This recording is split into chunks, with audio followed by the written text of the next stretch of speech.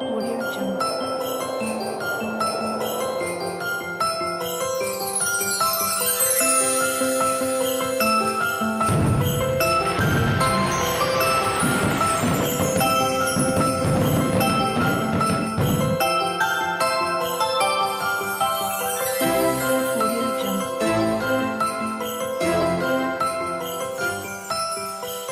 Audio Jungle.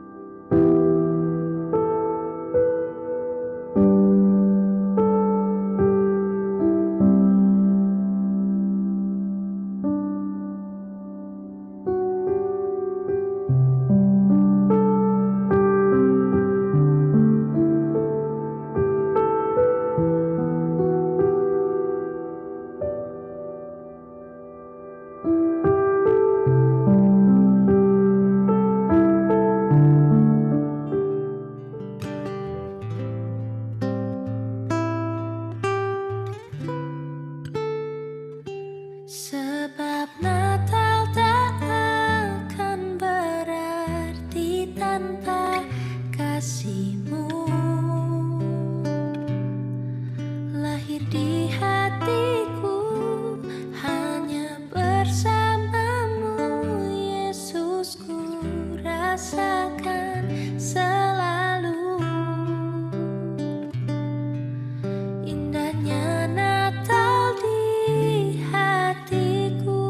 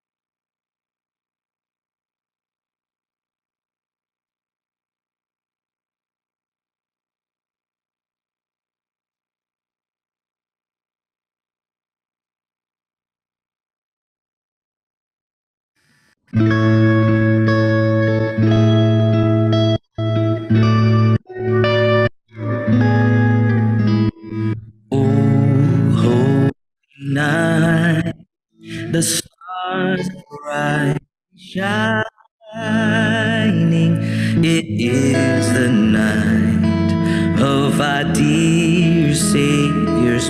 earth.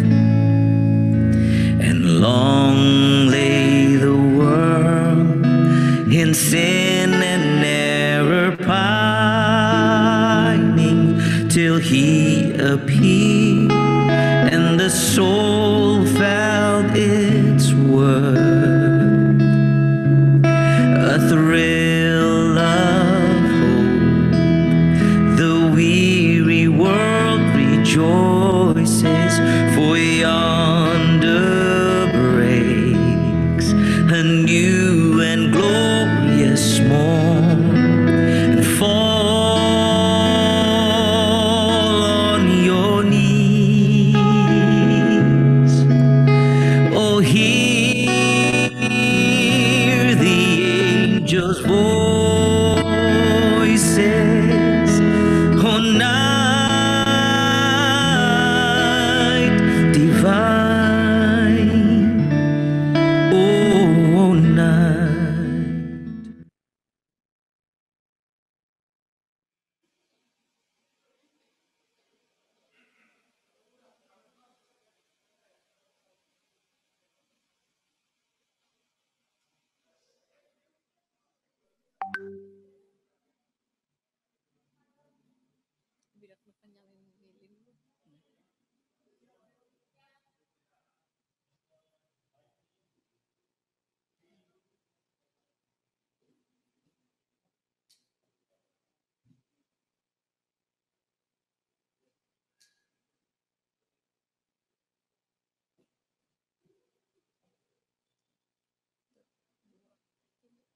Selamat Natal teman-teman remaja. Apa kabar nih teman-teman semua? Pastinya kan lagi pada sehat-sehat semua, lagi pada di rumah mengikuti ibadah pada hari ini. Stay at home karena ingat ya tetap ada peraturan pemerintah karena ada pandemi corona, jadi tetap harus jaga jarak dan juga ikutin protokol kesehatan. Nah untuk teman-teman, pertama-tama saya mau ingetin teman-teman, tadi kan udah tampil di slide teman-teman di Zoom. Ada rules-rulesnya beberapa poin, dibaca ya dan ikutin setiap rules itu dari awal sampai habis ibadah Natal pada kali ini. Nah, gak lupa juga saya minta teman-teman semua yang ada di rumah yang gak nyalain kamera, saya minta teman-teman dong buat nyalain kamera, kan udah lama nih gak ketemu kita berdua buat ngerayain Natal, dan intinya saya tetap mau lihat muka teman-teman lah. Halo, pokoknya semua tetap nyalain kamera ya. Bener banget, jangan lupa on cam ya teman-teman. Ya, halo semua yang mungkin ada yang udah kenal saya atau belum kenal saya. Nah, karena ini kan udah lama nih kita gak ketemu juga sama teman-teman KR, kita berdua. Mungkin ada yang belum tahu nih, kita berdua ini siapa. Jadi kenalan dulu kali ya. Oke, mulai dari Cici di sebelah saya. Ci, namanya siapa Ci? Halo semuanya, kenalin nama saya Valencia, gantian kok. Kalau nama saya Febrian dan kita berdua nih yang bakal nemenin acara Natal kali ini. Tapi gak lupa juga ada Tuhan yang terus beserta kita dalam acara Natal kali ini. Untuk itu, mari kita menyambut kasih karunia Tuhan dengan menyanyikan Joy to the World. Saya undang teman-teman untuk mengangkat pujian ini sambil bangkit berdiri di rumah masing-masing. Baitnya yang kuning dinyanyikan oleh pria, yang biru oleh perempuan, putih bersama-sama. Joy to the world. Joy to the world, the Lord is come. Let earth receive a King. Let every heart and heaven and nature sing. And heaven and nature sing. Joy to the world, the Savior reigns. Joy to the world, the Savior reigns.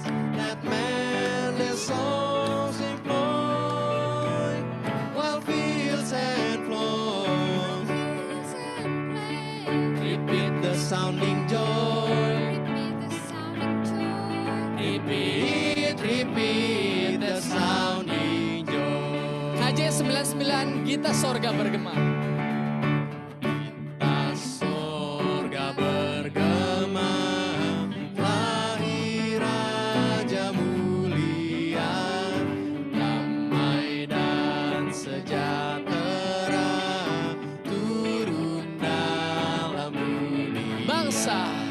Bangsa-bangsa bangkitlah dan bersoraklah serta permaklumkan kabar baik, lahir Kristus sang ajaib. Kita sorga bergema, lahir Raja mulia. Bait yang selanjutnya, yang di sorga disembah Kristus. Yang di sorga disembah Kristus Raja yang bakal lahir dalam dunia, dan Maria bundanya dalam daging dikenal, firman Allah yang kekal dalam anak yang kecil, nyatalah Immanuel. Kita sorga bergema. Kita sorga bergema, lahir Raja mulia.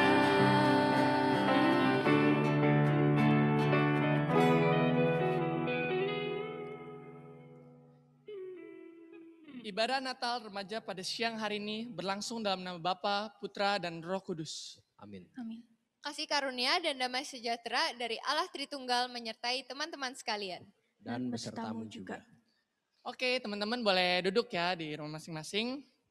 Nah, tadi kita udah kenalan nih bareng saya, bareng Cici di sebelah saya. Nah, mungkin gue juga udah lama nih Len, gak ketemu lu Len. Jadi mungkin kita bisa sharing dulu dong, gimana kabar lu sepanjang tahun 2020? Oke, di tahun 2020 ini emang segalanya semua beda banget ya. Apalagi tahun ini juga pertama tahun kuliah, jadi agak sibuk juga. Terus habis itu rutinitas berubah, nggak bisa ketemu teman, bahkan kita juga nggak bisa ibadah sama-sama di sini. Ya intinya tahun 2020 cukup berubah sih segala sesuatunya. Nah, mau dengar juga dong dari Febrian gimana nih? Kalau dari gue kurang lebih sama sih, karena kan baru pertama kali kuliah dan banyak pergumulan-pergumulan baru lah. Karena tiba-tiba di tahun 2020 ada corona gitu, dimana semua harus dilakuin serba online. Jadi ya gue lumayan suntuk sih karena ya nggak bisa ketemu teman-teman KR, nggak bisa ketemu teman-teman yang lain, dan nggak bisa nongkrong-nongkrong. Ya kurang lebih gitu sih di tahun 2020 gue agak suntuk lah. Nah, tadi kan kita berdua nih yang udah sharing ke teman-teman. Nah, sekarang gantian dong teman-teman remaja semua di rumah yang sharing ke kita gimana kabar di tahun 2020. Tapi kan mereka di rumah ya, kita lagi pelayanan di sini. Gimana tuh? Kan kita nggak bisa tektok ngobrol sama mereka. Tenang aja Feb, biarpun teman-teman semua ada di rumah dan kita ada di sini, kita tetap tahu nih kabar dari teman-teman. Caranya itu kalian bisa klik link www.menti.com. Nah, di situ ada kodenya yang akan dikirim dari chat Zoom atau enggak kodenya itu 332-2017. Kalian langsung isi aja, di situ ada 2 pertanyaan. Pertanyaan pertama itu ada apa kabar, dan pertanyaan kedua itu bagaimana perasaanmu di tahun 2020. Kalian isi, terus habis itu jangan lupa klik submit biar kita bisa lihat nih jawaban-jawabannya seperti apa. Jadi tinggal langsung diisi aja ya. Cuman ada waktunya nggak tuh buat isinya? Nah, waktu buat ngisinya kita kasih 2 menit aja kali ya.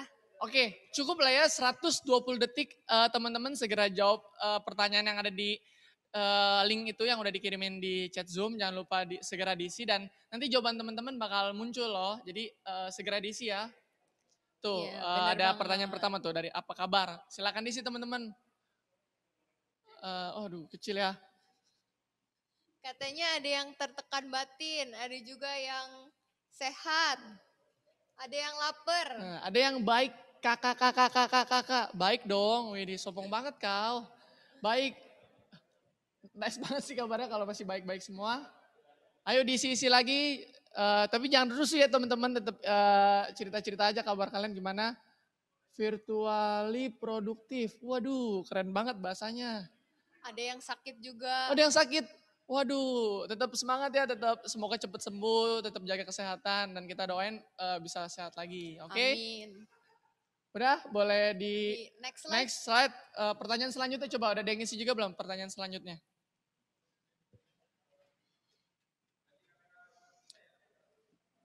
Pertanyaan selanjutnya ada sepanjang tahun 2020. Tulisannya kecil-kecil ya teman, gak apa-apa tuh, banyak banget yang respon. Makasih ya teman-teman yang respon. Nah pertanyaan selanjutnya nih. Bagaimana perasaan kamu di tahun 2020? Nah, weh nyanyi bagus-bagus. Ada yang baik, senang banget Kak, wih senang kenapa nih? Ada yang bosen. Waduh ada yang Albert ganteng, aduh banyak banget yang muji-muji, aduh. Jadi, Ada yang sama kayak kita Feb, kangen teman-teman wah katanya. itu bener banget tuh, itu paling penting sih di tahun 2020, bosen bener-bener, iya bener. aduh itu relate banget lah sama kita. Nah, oke, thank you banget responnya teman-teman buat teman-teman yang mau share kabar dan juga perasaan teman-teman di tahun 2020. Dan yang paling penting adalah benar kata teman-teman bahwa di tahun 2020 kita banyak pergumulan-pergumulan ya, bosen, mungkin ada yang sakit tadi, mungkin ada yang gak bisa ketemu teman-teman yang lain. Cuman saya ngajak teman-teman semua boleh lihat flashback atau lihat sepanjang tahun 2020. Bagaimana Yesus sudah memimpin kita.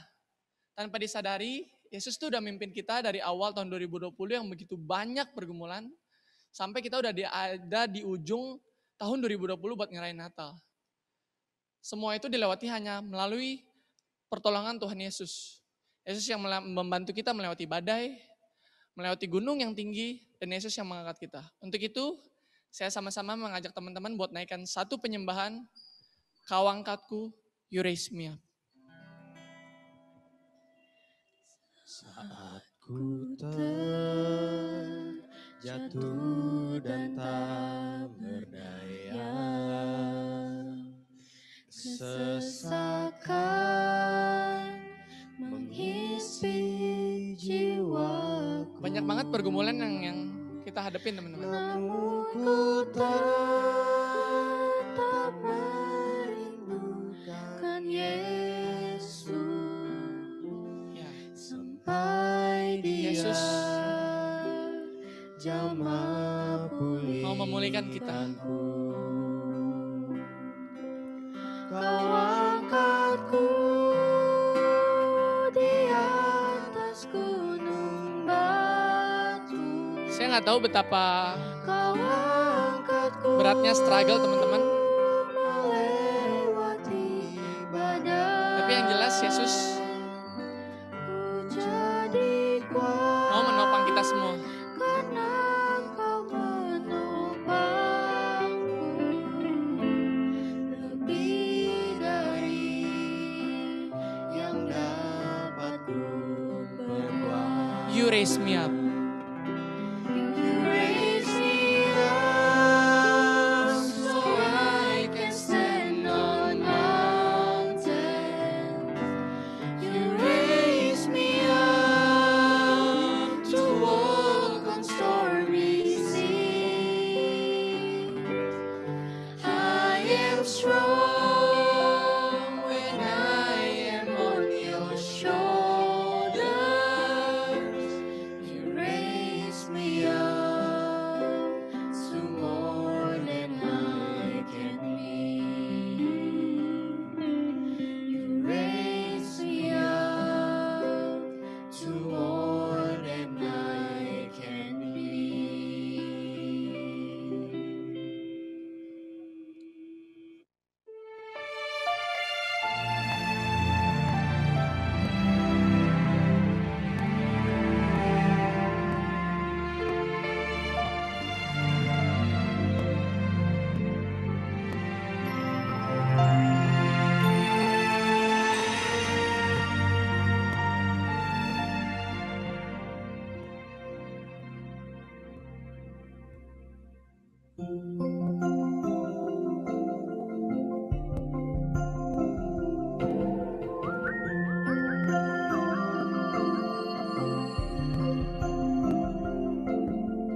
Kasih yang terindah,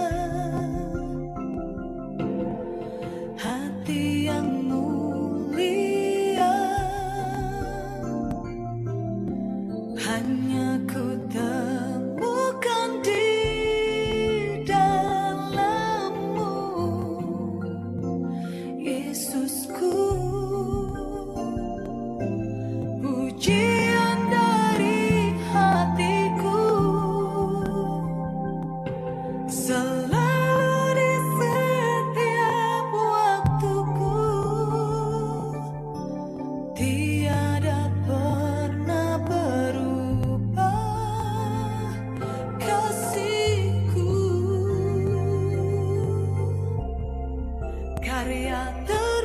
terbesar dalam hidupku, pengorbananmu yang selamatkanku.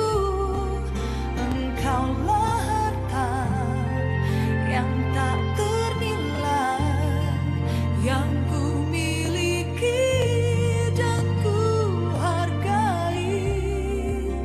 Yesus, Engkau ku kagumi.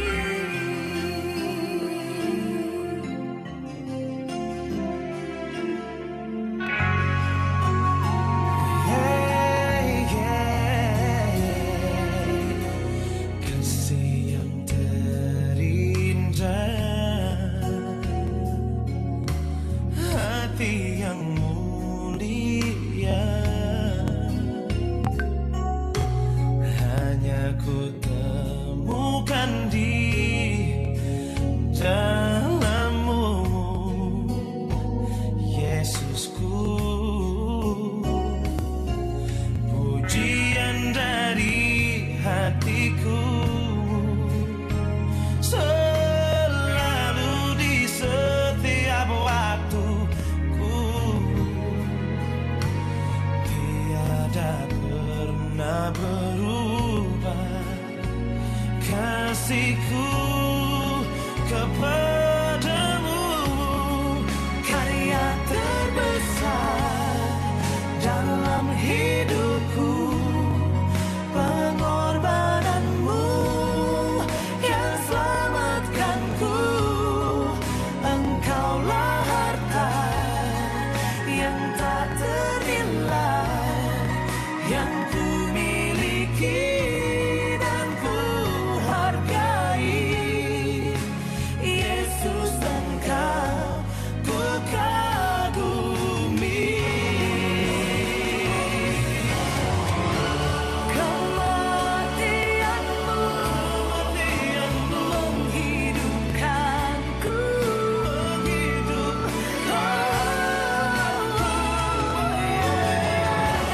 Dan ku pastikan pengorbananmu Tak akan pernah sia-sia.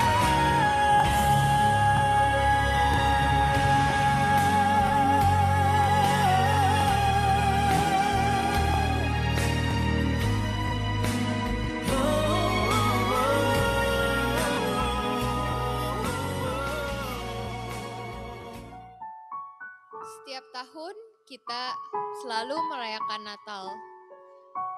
Tahun kemarin kita juga melakukan pengakuan dosa. Akan tetapi, apakah di tahun ini kita masih mengakui dosa yang sama? Untuk itu, saya mengajak teman-teman semua untuk mengambil waktu pribadi, berdoa dengan sungguh-sungguh kepada Tuhan, sambil diiringi oleh kuasa darah-Mu. saat ku masuk. Kenapa kita sebagai manusia seringkali jatuh ke dalam dosa yang sama?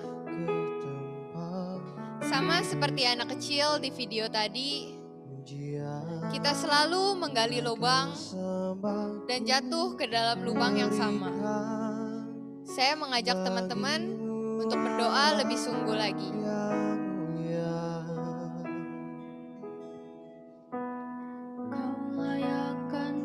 Mari kita akui dosa kita kepada Yesus yang sudah dinubuatkan sejak zaman Yesaya sekitar 740 sebelum Masehi. Tapi ia benar-benar mau hadir buat menyelamatkan kita. Ia bahkan hadir sampai sekarang buat menyelamatkan dosa kita. Mari kita sama-sama naikkan rafnya oleh kuasa darah-Mu.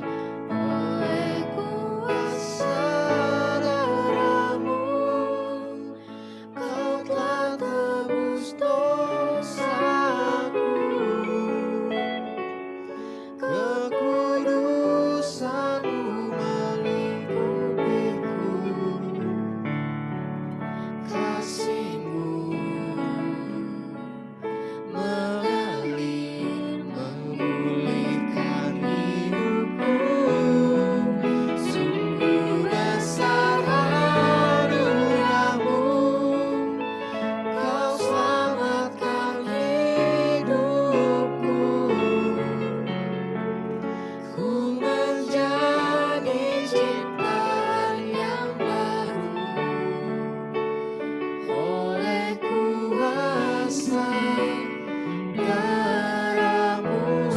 besar anugerah-Mu. Sungguh besar anugerah-Mu, Kau selamatkan hidupku. Ku menjadi ciptaan yang baru oleh kuasa darah-Mu.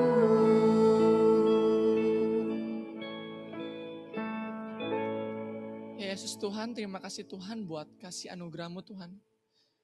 Begitu banyak dosa yang telah kami lakukan setiap harinya Tuhan. Tapi Engkau masih mau mengampuni kami ya Tuhan. Kami ingin berdoa Tuhan, minta ampun Tuhan, minta kasih belas kasih-Mu Tuhan. Hanya darah-Mu Tuhan yang bisa menyembuhkan setiap dosa kita. Biarlah setiap dosa kita ditebus dalam nama Kristus. Terima kasih Bapa, terima kasih Yesus. Terpujilah Roh Kudus. Amin. Saya mengundang teman-teman semua untuk bangkit berdiri. Ayat berita anugerah kita diambil dari Roma 10 ayat 9. Sebab jika kamu mengaku dengan mulutmu bahwa Yesus adalah Tuhan dan percaya dalam hatimu bahwa Allah telah membangkitkan Dia dari antara orang mati, maka kamu akan diselamatkan. Yesus yang mau turun ke dalam dunia, mati dan menyelamatkan dosa setiap kita. Untuk itu, saya ajak teman-teman semua untuk meresponi kasih-Nya yang begitu besar, yang lebih kuat dari dosa. Mari kita naikkan syukur kita, ku naikkan syukurku. Saya ajak teman-teman buat menaikkan pujian ini sambil tepuk tangan di rumah ya. Kasih yang begitu besar, lebih kuat dari dosa.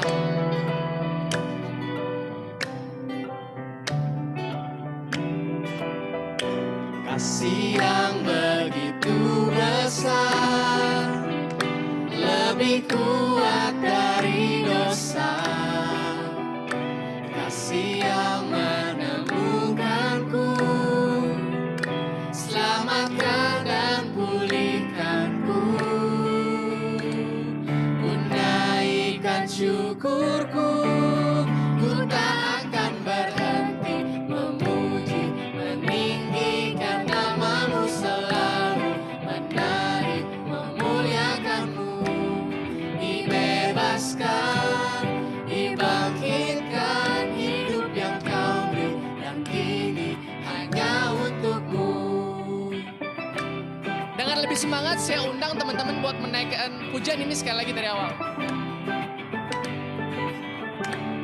Kasih yang begitu besar. Kasih yang begitu besar, lebih kuat dari dosa. Kasih yang menemukanku. Kasih yang menemukanku, selamatkan dan pulihkanku. Ku naikkan syukurku, Ku naikkan syukurku. ku naikkan syukurku. Ku tak akan berhenti memuji, meninggikan nama-Mu selalu, menari, memuliakan-Mu. Dibebaskan, dibangkitkan, hidup yang Kau beri, dan kini hanya untuk-Mu.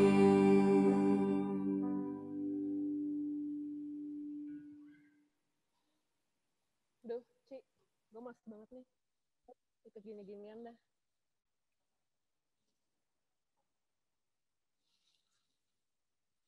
Udah muka anak-anaknya. Nggak ada konten lagi.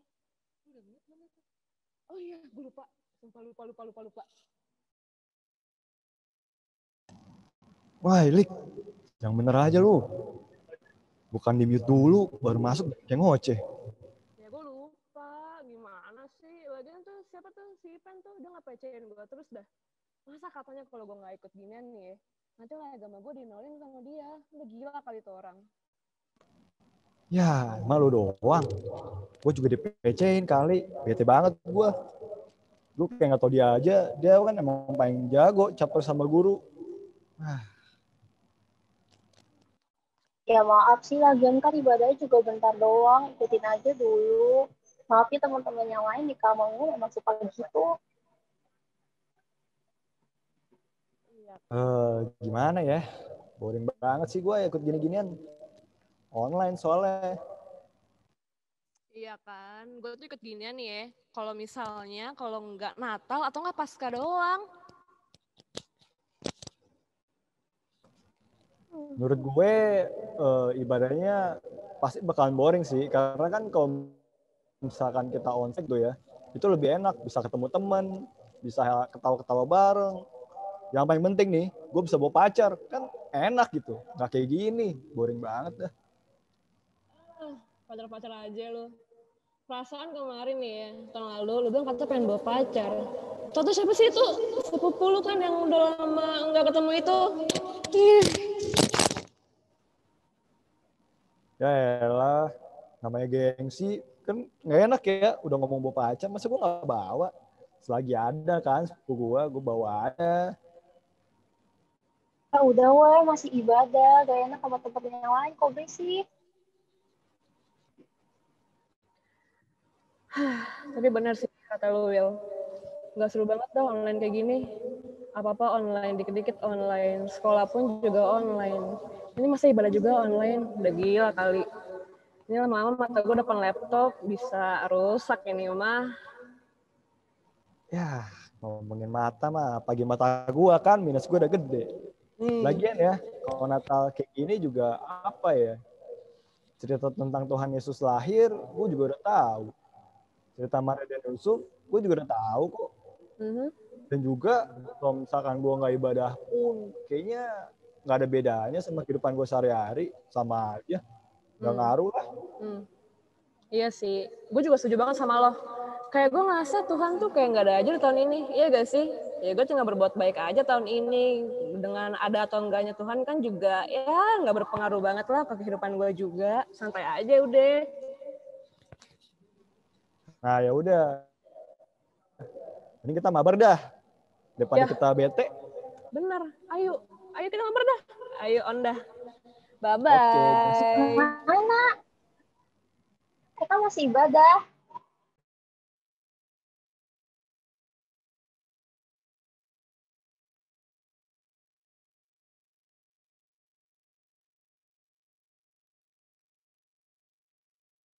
Berbicara tentang gelap, terang, dan harapan yang dibungkus dalam tema Blessing in Disguise. Memang tahun ini, tahun 2020, sudah cukup gelap bagi kita semua.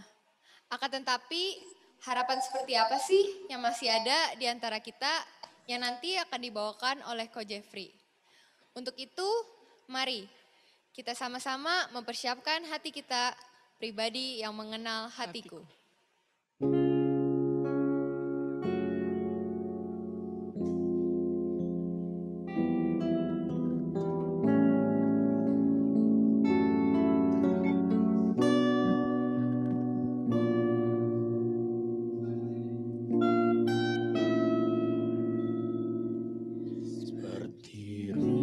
Sayang haus, rindu aliran sungaimu.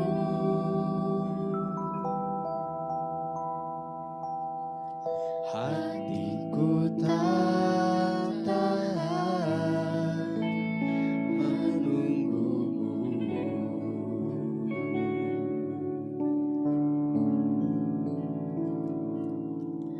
Bagai pada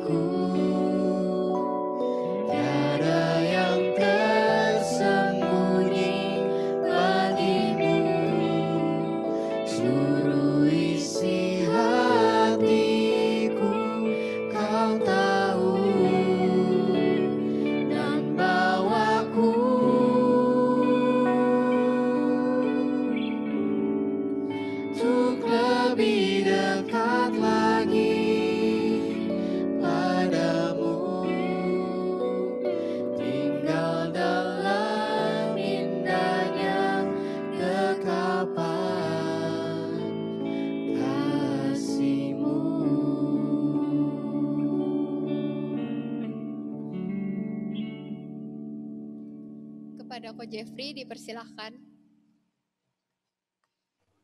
Baik, selamat siang teman-teman semua. Selamat Hari Natal buat kita semua. Saya senang sekali meskipun nggak bisa lihat teman-teman bersama dengan teman-teman, tapi siang hari ini punya kesempatan untuk sharingkan message Natal lagi ya. Meskipun tadi saya coba-coba lihat siapa sih yang join gitu, masih nggak dibuka videonya, nggak kenapa, dan saya berharap teman-teman semua tetap bisa dengerin dan get the message meskipun dalam kondisi video yang mati ya. Nah teman-teman, sebelum kita mulai mari kita berdoa terlebih dahulu. Bapa kami datang, kami bersyukur, terima kasih banyak kepadamu untuk kasih yang Tuhan nyatakan kepada kami, untuk penyertaan, perlindungan yang masih Tuhan nyatakan. Kalaupun dari antara kami ada yang nggak sehat, kami tetap mau bersyukur kepada Tuhan. Kami berdoa supaya Tuhan Engkau yang menolong kami bisa tetap merasakan kehadiran-Mu, meskipun kami mengerjakan perayaan Natal tahun ini secara online. Adalah sesuatu yang kehidupan kami Tuhan. Untuk itu kami berdoa biar waktu ini kami tidak sia-siakan, tapi menggunakan sebaik mungkin Tuhan, sehingga kerinduan kami itu, kami bisa menikmati akan kasih Tuhan, menikmati sekali lagi akan cinta Tuhan pada siang hari ini melalui perayaan Natal kami. Ini doa kami Tuhan, dalam nama Tuhan Yesus kami berdoa dan bersyukur padamu. Amin. Teman-teman saya mau tanya, ini suara saya kedengaran dengan jelas nggak? Kedengaran. Oke, thank you. Saya takut tadi soalnya koneksi saya agak unstable. Pada siang hari ini saya akan sharing satu tema yang diberikan kepada saya. Tema yang saya ingin sharingkan pada siang hari ini adalah blessing in disguise ya. Kalau mau terjemahkan frase ini di dalam bahasa Indonesia, maka terjemahannya menjadi berkat terselubung, teman-teman ya. Nah, saya ingin baca satu bagian firman Tuhan yang tadi sudah dijelaskan di teman-teman yang drama tadi ya, yang rekaman. Tentang Yusuf bosan banget. Tapi saya sekali lagi ingin mengangkat tentang kisah Yusuf, tapi mau melihat ada sisi yang berbeda dari kehidupan Yusuf ya. Saya bacakan pelan-pelan buat teman-teman semua, Matius 1 ayat 18 sampai 25. Demikian firman Tuhan. Kelahiran Yesus Kristus adalah seperti ternyata ia mengandung dari Roh Kudus sebelum mereka hidup sebagai suami istri. Karena Yusuf suaminya seorang yang tulus hati dan tidak mau mencemarkan istrinya di muka umum, ia bermaksud menceraikannya dengan diam-diam. Underline kalimat ayat 20 ini. Tetapi ketika ia mempertimbangkan maksud itu, malaikat Tuhan nampak kepadanya dalam mimpi dan berkata, Yusuf anak Daud, janganlah engkau takut mengambil Maria sebagai istrimu, sebab anak yang di dalam kandungannya adalah dari Roh Kudus. Ia akan melahirkan anak laki-laki dan engkau akan menamakan dia Yesus. Karena dia lain jadi supaya genaplah yang difirmankan Tuhan oleh Nabi. Sesungguhnya anak darah itu akan mengandung dan melahirkan seorang anak laki-laki dan mereka akan menamakan dia Immanuel, yang berarti Allah menyertai kita. Sesudah bangun dari tidurnya, Yusuf berbuat seperti yang diperintahkan malaikat itu kepadanya. Ia mengambil Maria sebagai istrinya, tetapi tidak bersetubuh dengan dia sampai ia melahirkan anaknya laki-laki, dan Yusuf menamakan dia Yesus. Nah, teman-teman, pandemik ini yang kita alami hari ini disebut sebagai a bad disruptions for humanity. Saya perkenalkan satu istilah disruptions. Disruptions itu ada satu kata yang agak similar dengan disruption, yaitu interruptions. Interruptions itu sebenarnya lebih rendah gitu ya. Kenapa? Karena interruptions itu biasanya kita mengerjakan sesuatu activity lalu ada interrupt, pause, diganggu sebentar, and then after these short interruptions, maka activity-nya kita lanjut lagi. Misalnya kita lagi main PUBG, Mobile Legend, or whatever games you play ya.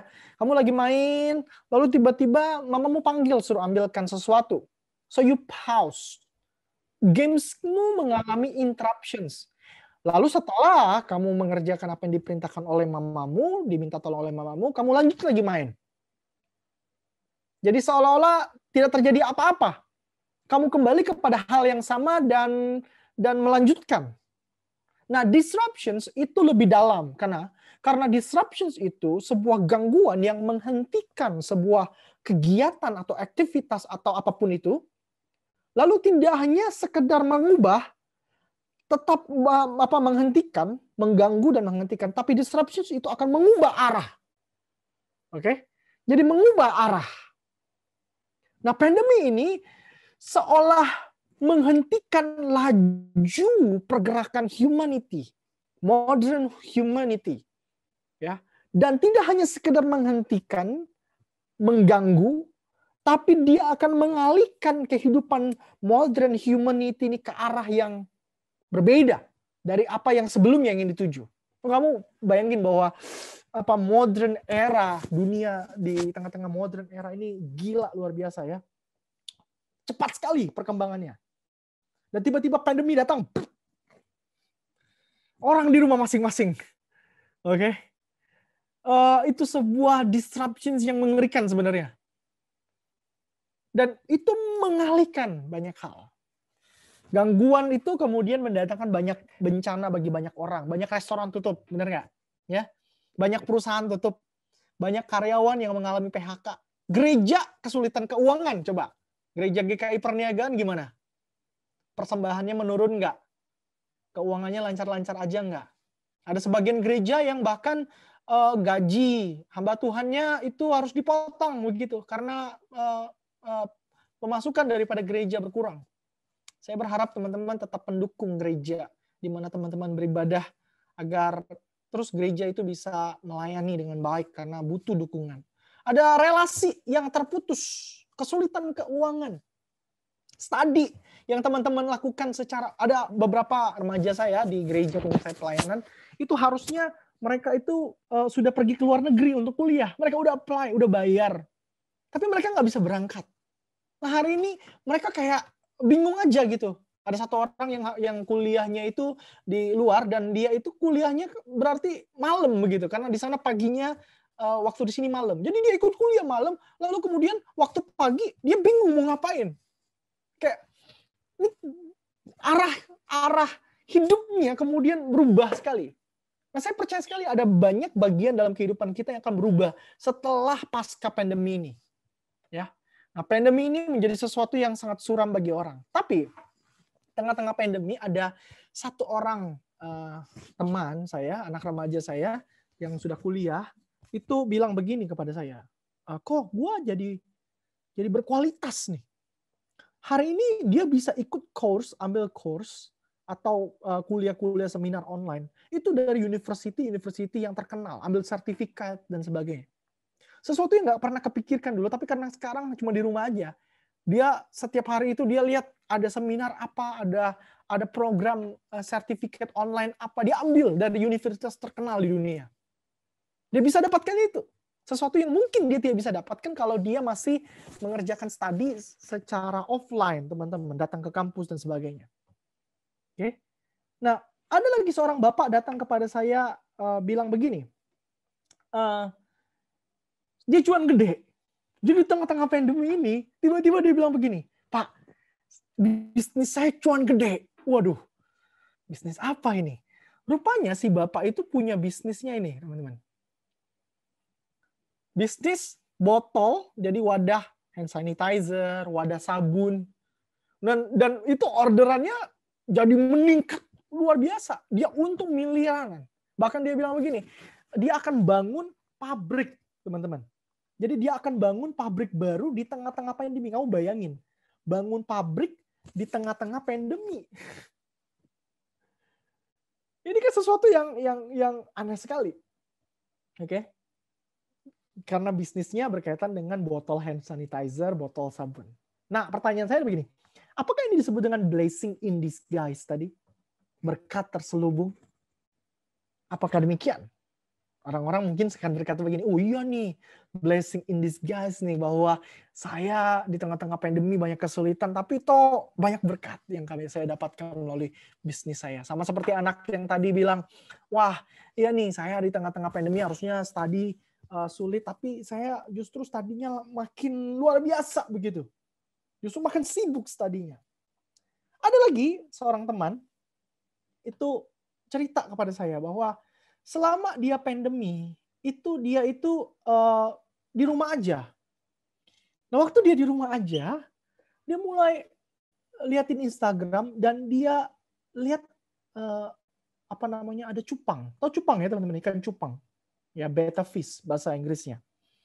Nah, ikan cupang itu dia lihat kok bagus banget. Oke. Lalu dia coba beli. Jadi kalau teman-teman di Instagram itu sekarang banyak banget kayak lelang-lelangan di Instagram itu kayak live auctions, lelangan live cupang. Jadi kan cupang ditampilin, nanti kamu bisa bid di situ. Dia mulai ikutan bid, lalu beberapa cupang datang ke rumahnya, dan dia seneng. Tapi makin banyak cupang di rumahnya, makin dia bingung, aduh mau taruh di mana? Akhirnya dia coba jual di Instagram. Nah, waktu dia jualan di Instagram, laku, cuan, gitu ya. Jadi sementara dia WFH, dia lihat ada potensi bisnis di situ. Nah, akhirnya dia coba cari dan akhirnya dia beli cupang dari Thailand, teman-teman. Jadi dia jadi import ikan cupang dari Thailand karena dari Thailand bagus-bagus. Dan hari ini dia build satu platform namanya Betakai. Nanti teman-teman bisa follow ini, bisa lihat cupangnya, bisa beli juga. Cupangnya bagus-bagus. Nah, lihat teman-teman ya. Nah, omsetnya, kamu bayangin ya, omsetnya itu dalam 1 bulan itu bisa puluhan sampai ratusan juta, sampai 100-an juta. Hanya jualan cupang di tengah pandemi. Pertanyaan saya, apakah ini blessing in disguise? Orang akan bilang, oh iya, ini blessing in disguise. Ya, berkat terselubung di tengah pandemi. Apakah demikian? Kalau saya ditanya begitu, maka jawaban saya, iya, itu blessing in disguise, tapi juga tidak sekaligus. Iya dan tidak, teman-teman. Iya, karena memang tentu ini berkat yang bersumber dari Tuhan. Pastilah, ya. Bapak yang mengalami bisnisnya itu berkembang luar biasa, sampai kemudian dia bisa bangun pabrik baru, dan seorang teman yang kemudian bisnis yang nggak pernah kepikirkan ya, cupang kemudian bisa dapatkan omset puluhan sampai 100-an juta per bulan. Tentu ini berkat dari Tuhan. Pasti, ya betul. Bisa dibilang blessing in disguise. Karena cuma di rumah aja, tapi kemudian dapat berkat. Tapi juga bisa dibilang ini enggak blessing in disguise juga. Jawabannya tidak. Karena terlalu sempit sekali jika blessing in disguise itu hanya dihubungkan dengan berkat materi aja. Terlalu sempit, teman-teman. Kalau blessing in disguise cuma bicara tentang berkat materi. Nah, apa sih sebenarnya blessing in disguise? Itu istilah ini sebenarnya pertama kali dikatakan oleh seorang yang namanya James Harvey. Dia penulis lagu hymn sebenarnya. Jadi istilah blessing in disguise itu pertama kali muncul di sebuah lagu hymn. Menarik ya? Dan ini kan frase yang kemudian digunakan oleh banyak orang hari ini, bukan? Nah, tetapi waktu ngomong tentang blessing in disguise, James Harvey itu dalam hymn-nya itu menghubungkan kata blessing in disguise dengan salib sebenarnya. Dia mau bilang bahwa salib itu blessing in disguise. Kenapa? Karena salib itu dipandang sebagai kutukan. Tetapi ternyata salib itu mendatangkan keselamatan bagi manusia. Blessing in disguise. Atau kalau saya terjemahkan begini. Blessing in disguise itu apa sih? Something that at first seemed to be a misfortune, but turns out to be fortunate. Sesuatu yang pertama dilihat seolah-olah itu ketidakberuntungan.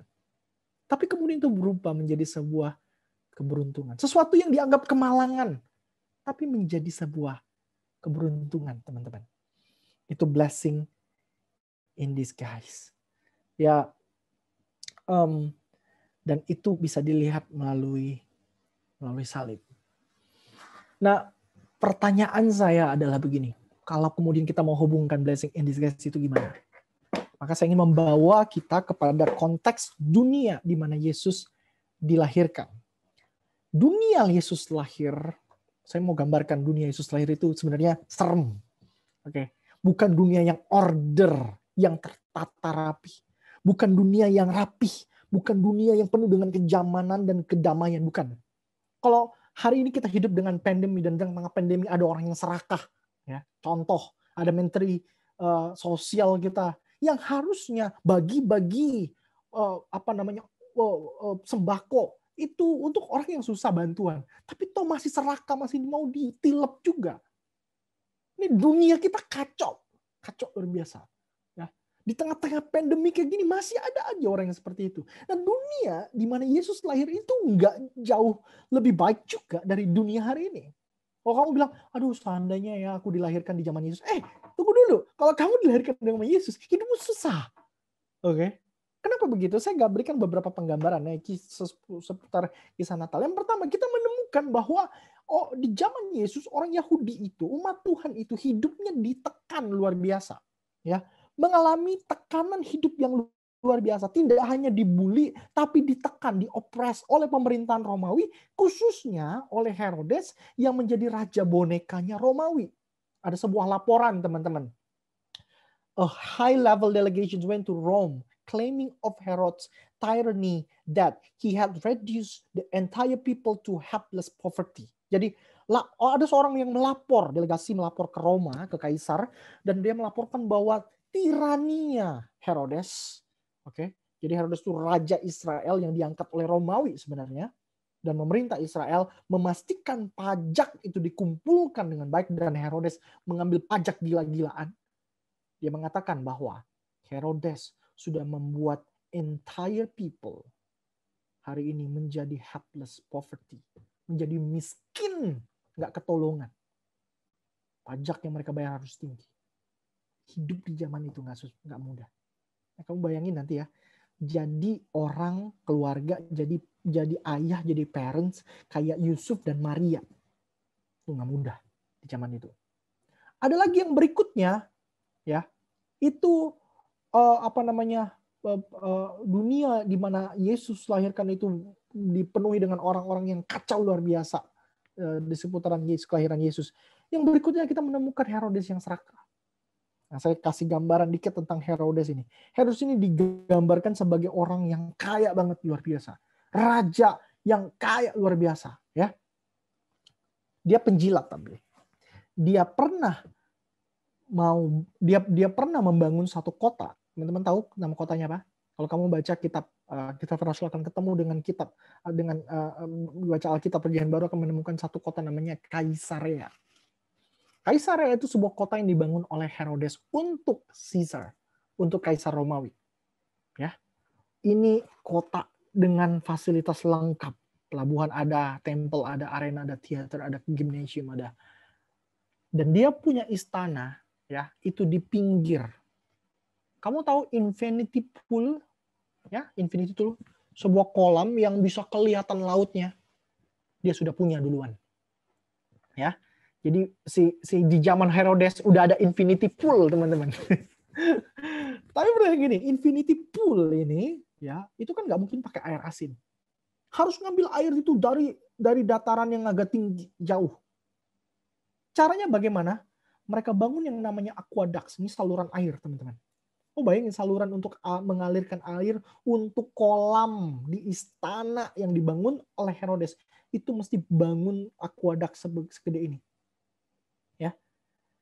Dan itu membutuhkan dana yang nggak dikit. Hanya untuk kepentingan kolam infinity buat mandi-mandi cantik doang. Saya nggak tahu tuh ada bebek-bebekan nggak buat dia foto-foto juga di zaman itu ya. Tapi ini orang sangat kaya. Dia pernah renovasi bait suci, teman-teman. Kamu nggak pernah tahu itu mungkin. Jadi bait suci yang dibangun, kan Salomo bangun, lalu dihancurkan oleh Nebukadnezar, dibangun lagi di waktu bangsa Israel pulang dipulangkan ke Israel, ke Yerusalem, dan di bawah kepemimpinan Zerubabel, itu bait suci itu dibangun kembali. Tapi kemudian oleh Herodes dia bilang This temple is ugly, dia bilang. Rebuild, renovate, dibangun, direnovasi. Kalau Yesus pernah ngomong gini, kamu baca kitab Yohanes, Yesus bilang gini. Yesus bilang begini kepada kepada orang Israel. Rombak bait suci ini aku bangun dalam 3 hari. Padahal dia ngomongnya kan tentang kebangkitan ya. Tapi orang-orang itu mikir dia mau robohin bait suci. Lalu orang-orang itu responnya gini, 46 tahun kami bangun itu bait suci. Masa dia mau robohkan lalu kemudian bangun dalam 3 hari? Nggak mungkin. 46 tahun adalah masa di mana Herodes merenovasi bait suci. Teman-teman. Dan bait suci yang direnovasi oleh Herodes itu bait suci yang luar biasa indahnya. Bahkan saking indahnya ada pepatah yang mengatakan begini, barang siapa belum pernah menyaksikan bait suci yang dibangun atau direnovasi oleh Herodes, berarti belum pernah menyaksikan sesuatu yang sungguh-sungguh indah katanya. Artinya gini, Herodes orang kaya, luar biasa. Terakhir tentang Herodes. Dia pernah bilang begini, aku mau bangun istana. Herodes itu darahnya darah Edom. Jadi dia bukan orang Yahudi pure. Dia orang Edom yang kemudian menganut agama Yahudi. Dia bilang, aku mau bangun mau bangun istana, tapi aku mau istananya itu di antara perbatasan Edom dan Israel. Dan dia bilang begini, maunya istana itu dibangun di atas gunung. Masalahnya di antara perbatasan Edom dan Israel nggak ada gunung. Dia bilang bangun gunung. Kamu gila nggak? Ya, suruh bangun gunung demi bangun istana. Tapi akhirnya dibuat. Ini walaupun nggak selesai teman-teman ya. Akhirnya mereka buat itu. Nah ini peninggalan-peninggalannya. Ya, jadi ini Herodes luar biasa gilanya, greedy-nya. Kamu bayangin hidup ya, kita hari ini kan punya misalnya ada orang-orang tertentu yang korup. Ya korupnya segitu. Tapi kita kan nggak punya kayak presiden kayak Herodes. Bayangin kalau kita punya kayak Herodes. Betapa sengsaranya hidup kita. Dan semua kekayaan yang dia punya itu, dia dapatkan dari pajak yang dipungut dari rakyat.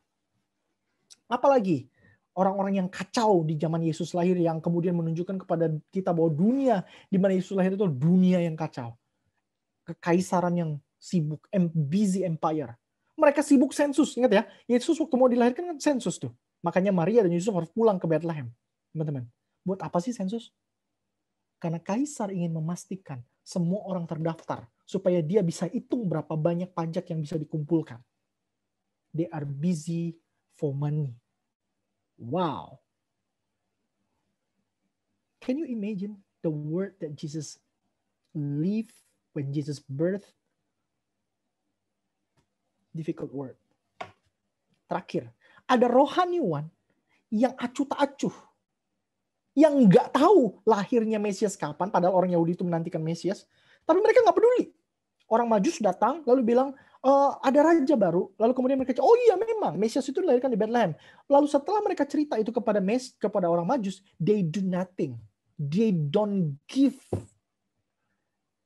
any attentions kepada apa yang mereka sudah tahu. Rohaniwan yang nggak peduli.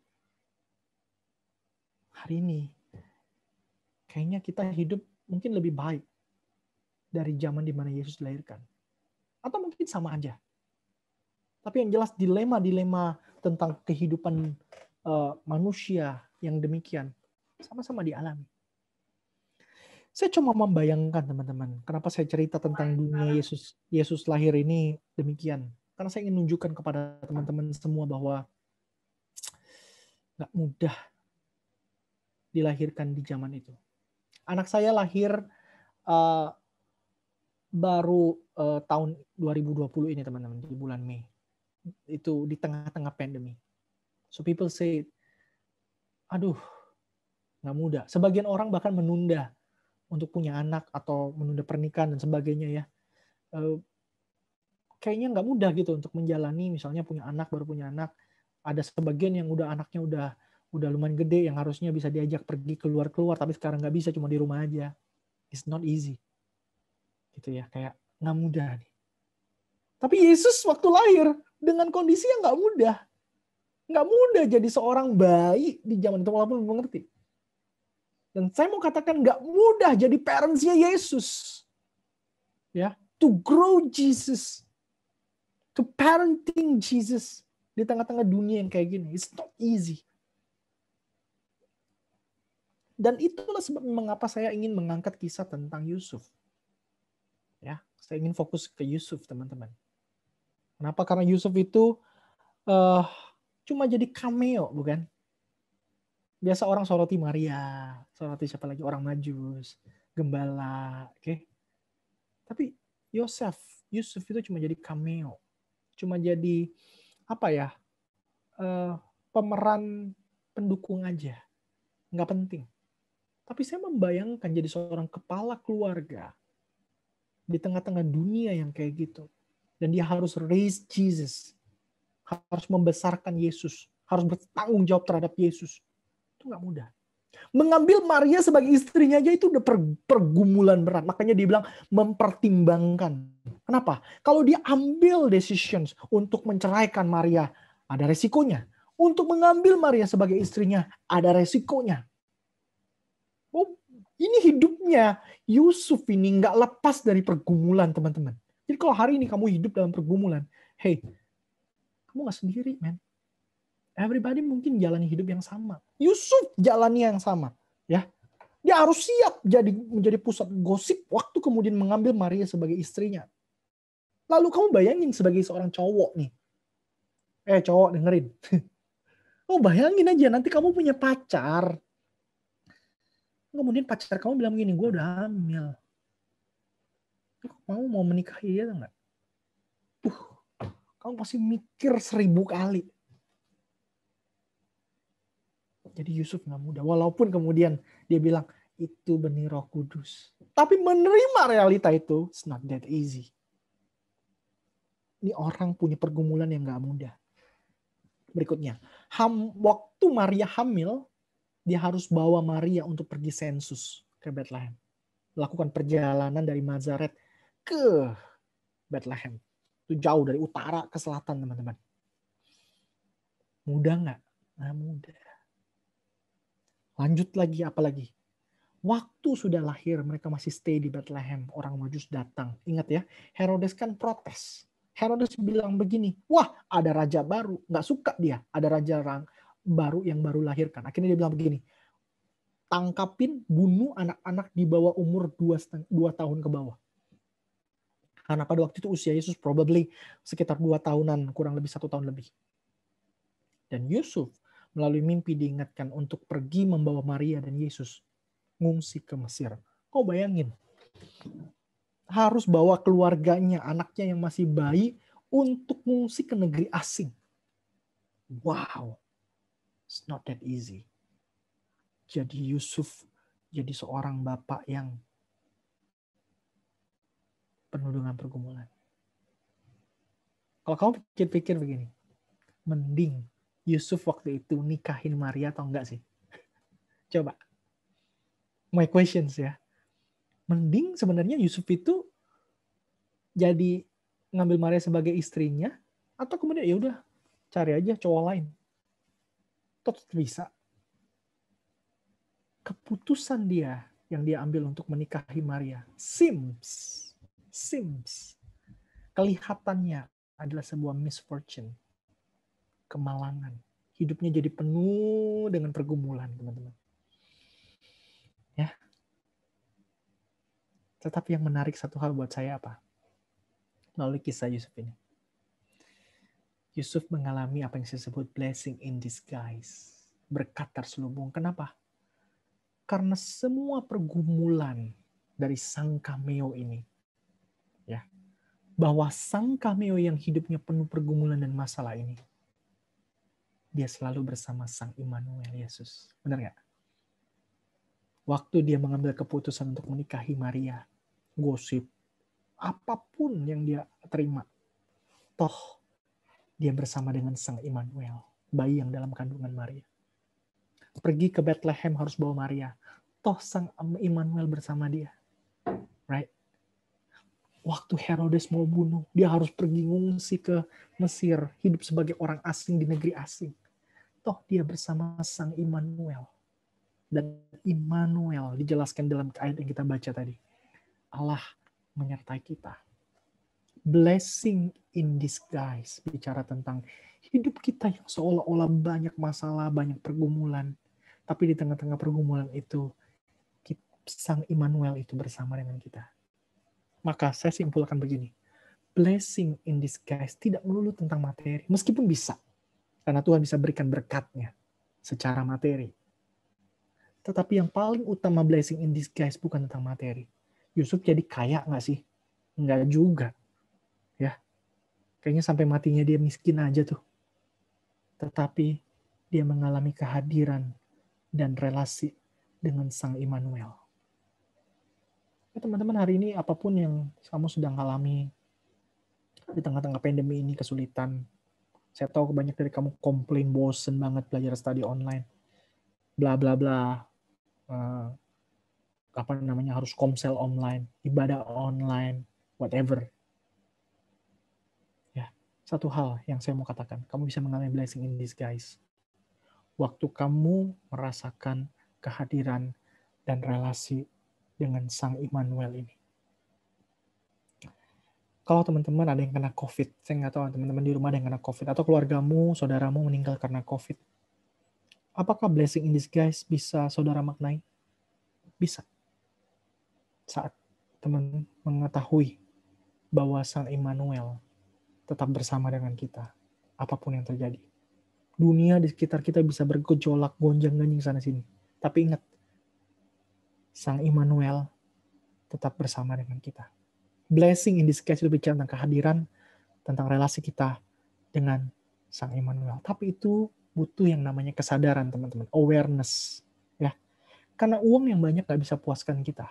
Prestasi yang tinggi gak bisa puaskan kita. Gonta-ganti pacar gak bisa puaskan kita. Games yang teman-teman mainkan berjam-jam gak bisa puaskan kita.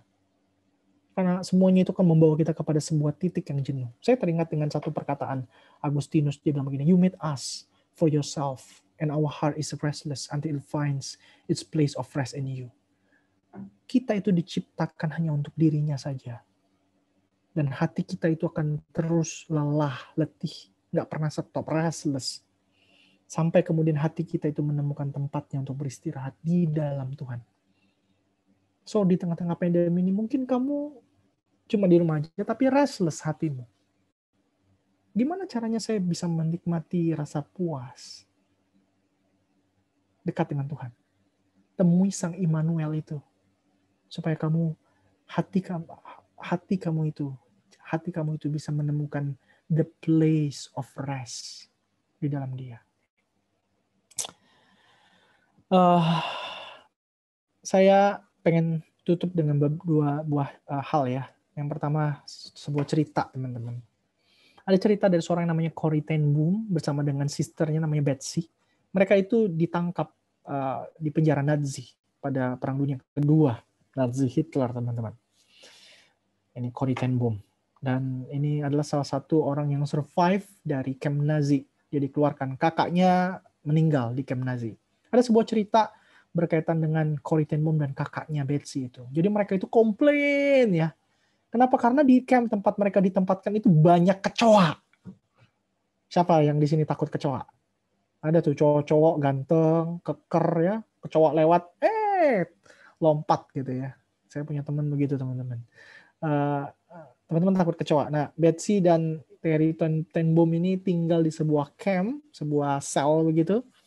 Dan di situ banyak kecoa. Mereka sebel banget, udah diusir-usirin kecoanya tetep aja datang. Mereka sebel banget. Dia bilang, aduh ini kecoa kenapa sih? Kita udah di dalam sel, tapi masih aja ada pergumulannya. Sebel banget mereka. Tanpa sadar sebenarnya, kecoa itu blessing in disguise. Kenapa? Karena tentara Nazi itu gila, teman-teman. Gilanya kenapa? Karena mereka itu bisa sesukanya bunuh orang yang ada di dalam camp. Teman-teman nonton lah cerita tentang Nazi itu ya. Itu kadang disuruh kerja seharian, setelah suruh kerja nanti dibarisin, lalu tembak secara random. Bisa begitu. Ya. Ada lagi ceritanya yang disuruh, saya pernah nonton cerita namanya The Boys in the Striped Pajamas. Itu film lama banget. Itu orang tentara Nazi itu bikin stres orang Yahudi yang dipenjarakan, teman-teman, yang di camp Nazi. Jadi disuruh gali lubang, pindahin pasirnya itu numpuk di ujung sana. Nanti setelah jadi lubang yang gede, yang di ujung sana itu jadi timbunan, itu disuruh pindahin lagi. Gitu aja setiap hari. Sampai itu orang Yahudi jadi gila, stres. Gara-gara disuruh melakukan sebuah pekerjaan yang nggak meaningful gitu. Nah, tapi mereka lolos dari tentara Nazi yang gila itu. Kenapa? Karena kecoa. Blessing in disguise. Sebuah berkat terselubung. Nah, akhirnya mereka sadar. Mereka nggak ngeluh lagi karena kecoa itu. And they stay together with cockroach. Enggak ya. Mereka tetap nggak suka kehadiran cockroach ya, kecoa. Tapi itu menjadi blessing in disguise. Ya. Pesan saya cuma satu. Coba hari ini apa yang kamu anggap kemalangan? Coba lihat di balik itu. Ada meaning yang sedang Tuhan kerjakan atau enggak? Mungkin kemalangan itu adalah kegelapan yang hari ini sedang kamu rasakan. Jangan anti dengan yang namanya kegelapan. Saya tutup dengan sebuah istilah. Orang biasanya dengar kata enlightenment, pencerahan, senang banget.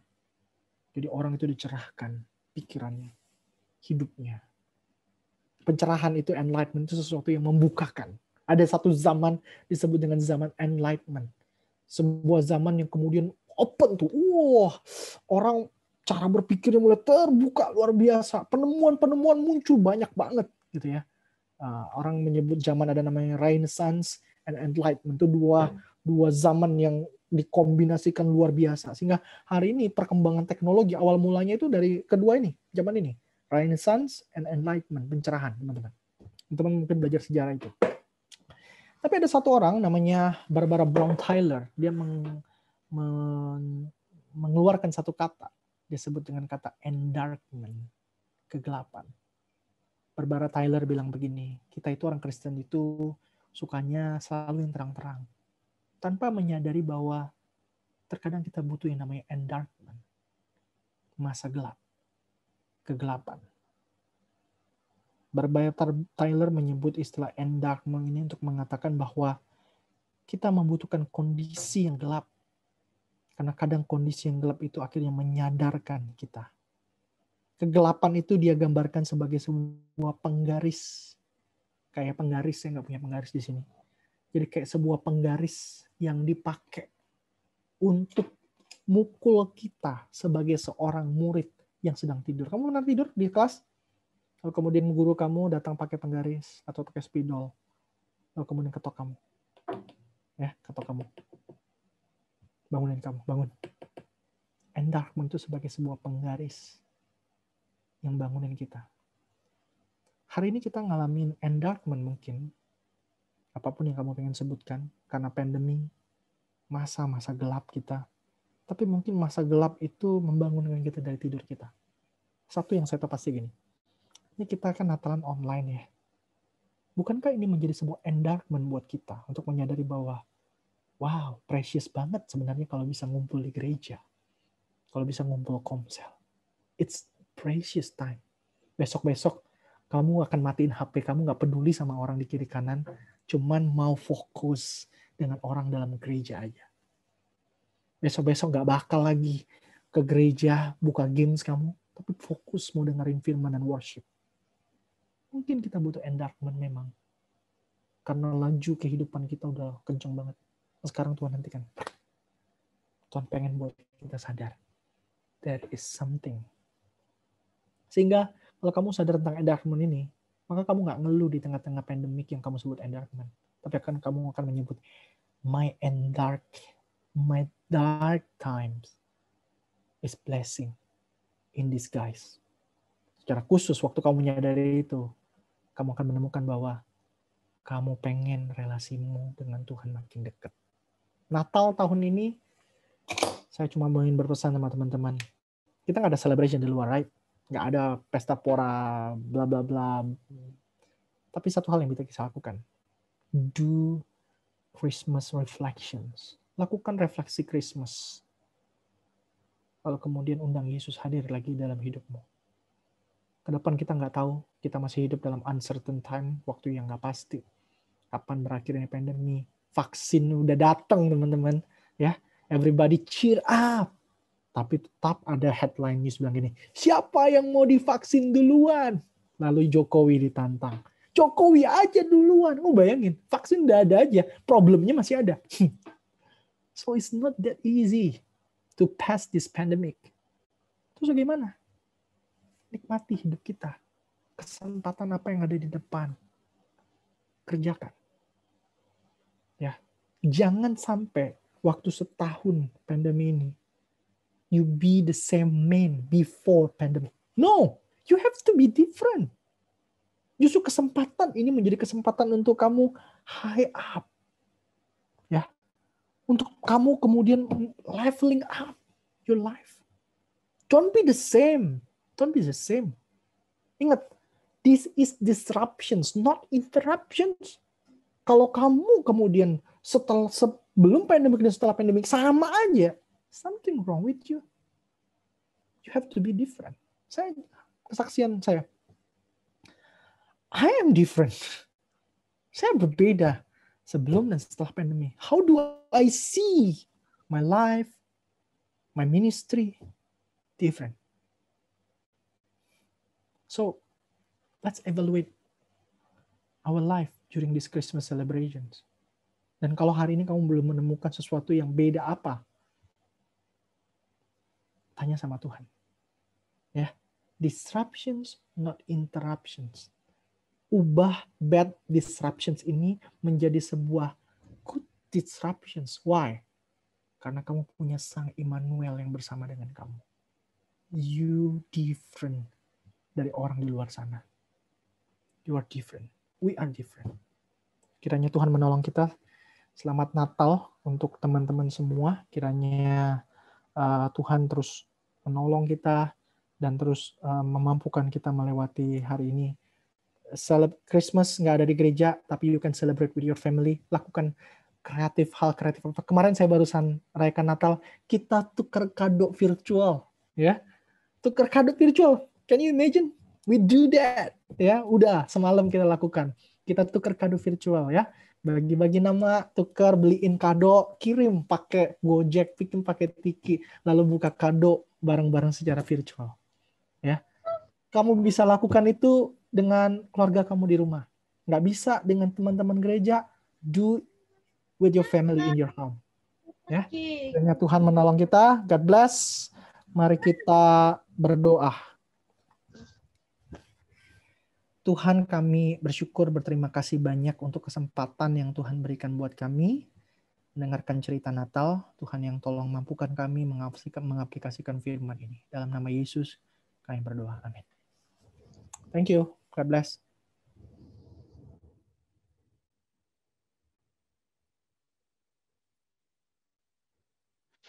Yang disampaikan, dan selamat Natal teman-teman remaja semua.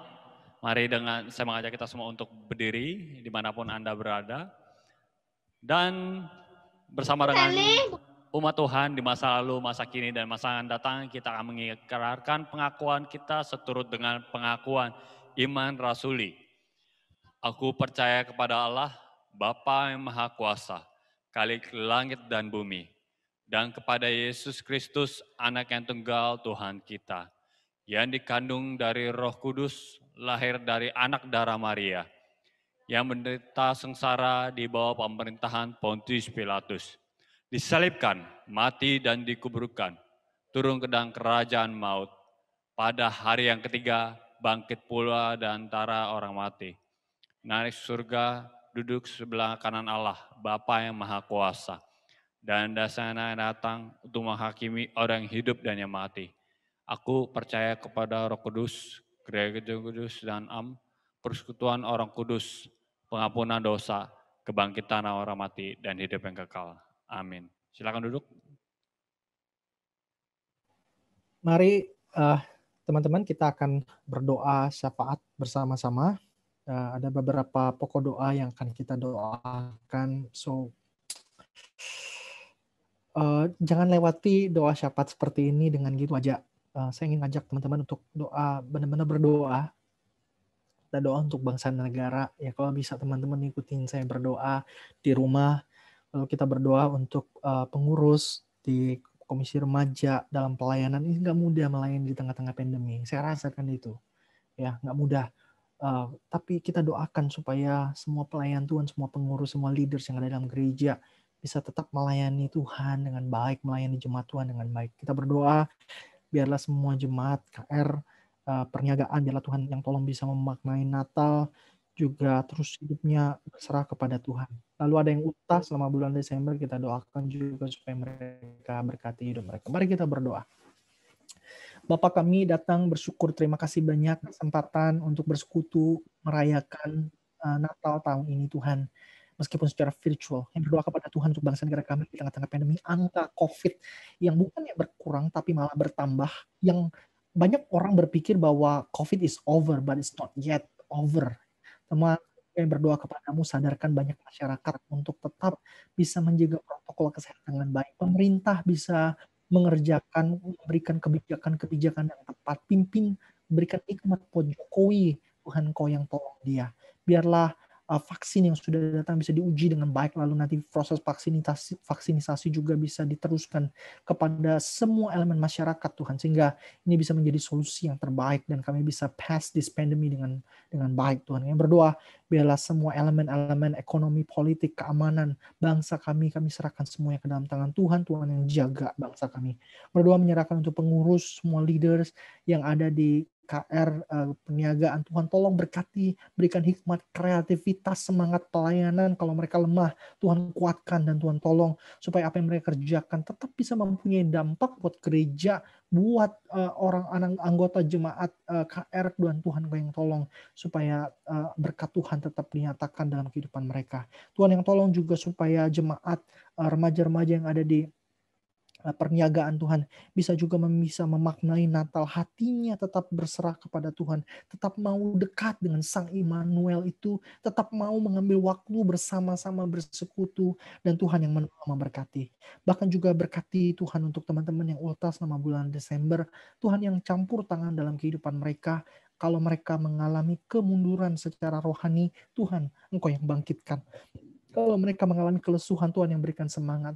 Kalau mereka mengalami sakit, Tuhan sembuhkan. Ada keluarga mereka yang mungkin kena COVID, Tuhan yang sembuhkan, Tuhan yang pulihkan. Kalau mereka mengalami kesulitan ekonomi keluarga mereka, Tuhan Kau yang limpahkan berkat-Mu. Kalau mereka mengalami kendala dalam studi mereka, Tuhan yang tolong. Biarlah di tengah-tengah pandemi ini, mereka tetap bisa merayakan, tetap bisa merasakan sukacita dalam hati mereka, merayakan ulang tahun mereka bersama dengan keluarga dan teman-teman. Terima kasih Tuhan.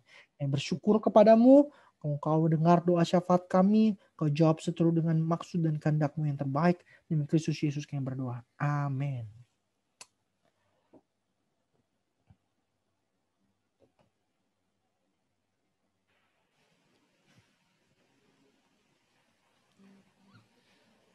Ayat persembahan kita diambil dari kitab Mazmur 54 ayatnya yang ke-8.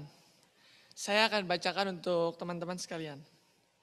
Dengan rela hati aku akan mempersembahkan korban kepadamu.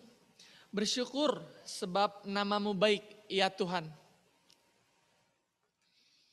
Teman-teman remaja bisa memberikan persembahan ke rekening BCA dengan nomor rekening 001-309-3641 atas nama Gereja Kristen Indonesia Jabar, ataupun dapat langsung scan QR Code yang terdapat di layar, dan QR Code dapat dipakai menggunakan aplikasi OVO, GoPay, MBCA, Dana, ataupun link aja.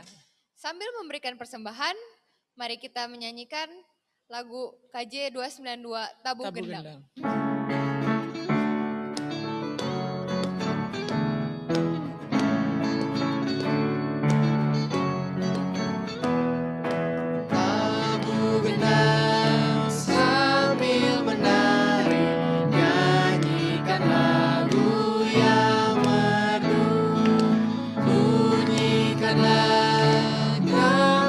Kecapi, mari memuji Allah.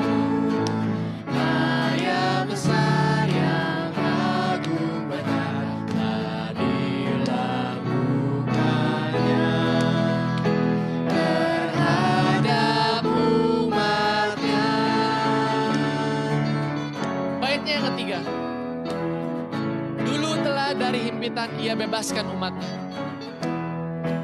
Dulu Tuhan dari himpitan Ia bebaskan umat-Nya. Habis penuh Ia berikan sinar mentari yang cerah. Puji terus Yang Maha Kudus, Bapa-Mu yang Digantinya apa? digantinya berkat.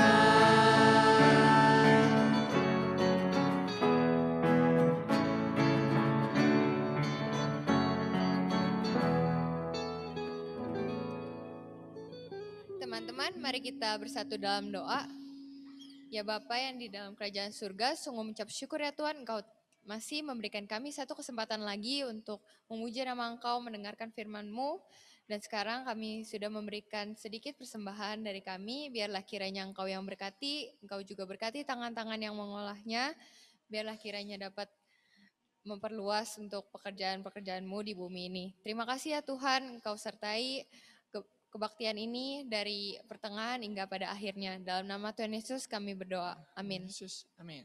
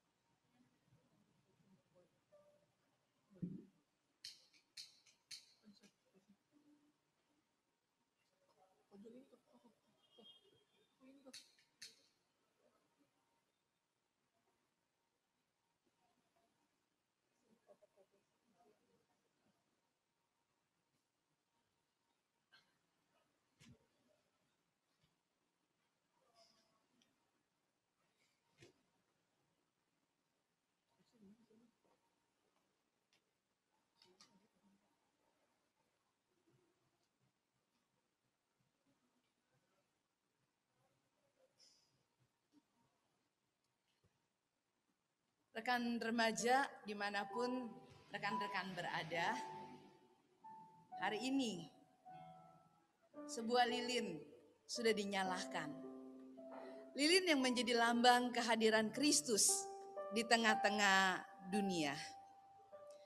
Kehadiran Kristus di tengah-tengah kegelapan dalam hidup kita. Terang itu sudah hadir, memberi kita pengharapan, memberi kita keyakinan bahwa kita akan melewati semuanya tidak sendirian. Tetapi ada Tuhan yang sudah datang ke dunia, yang akan berjalan bersama-sama dengan kita, yang akan mengubah kegelapan kita dengan terangnya yang ajaib. Terang itu memberi kita satu keyakinan dan pengharapan bahwa di jalan ini ada banyak kebaikan yang Allah akan tunjukkan dan nyatakan kepada setiap kita. Kebaikan-kebaikan yang mungkin tidak pernah kita pikirkan. Bagaimana Allah bisa melakukannya. Tetapi ya, Dia terus bekerja dan berkarya dalam hidup kita. Tidak ada sesuatu yang buruk, yang benar-benar buruk yang terjadi dalam hidup kita. Karena ada Allah yang menyanggah, ada Allah yang memelihara, ada Allah yang bekerja dan berkarya. Dia mengubah segala sesuatu. Dia mengubah keadaan yang paling buruk sekalipun untuk dapat menjadi cara baginya untuk menyelamatkan kita. Kita sudah mendengar firman Tuhan hari ini, bahwa kehadiran Tuhan di tengah-tengah dunia yang gelap ini sudah memberi dunia terang dan pengharapan. Begitu juga dengan hidup teman-teman sekalian. Mungkin banyak di antara kita yang merasa mulai bete, mulai bosen, mulai jenuh, mulai nggak tahu lagi apa yang harus dilakukan. Mungkin terus bertanya sampai kapan semuanya ini akan berakhir. Kita merasa bosan, kita merasa jenuh. Tapi biarlah Natal mengingatkan kita, tidak akan ada hal-hal yang buruk selama-lamanya tetap buruk dalam hidup kita. Karena Allah bekerja dan memakai semua itu untuk mendatangkan kebaikan. Mari teman-teman, sebentar kita akan membagikan apinya Kristus ini. Membagikan nyala Kristus di tengah-tengah kehidupan kita. Menolong kita untuk melihat di dalam terang kasih Kristus ada pengharapan. Sehingga kegelapan dalam hidup kita akan sirna. Ada pengharapan yang membuat kita bisa melangkah dengan penuh keyakinan. Bahwa Tuhan ada dan Dia akan bekerja untuk mendatangkan apa yang baik lewat banyak hal yang tidak baik yang kita alami hari ini.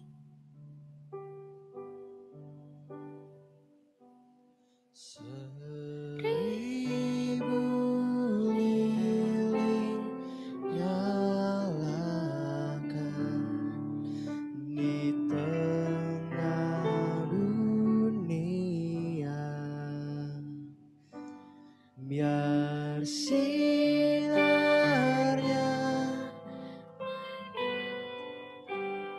kemuliaan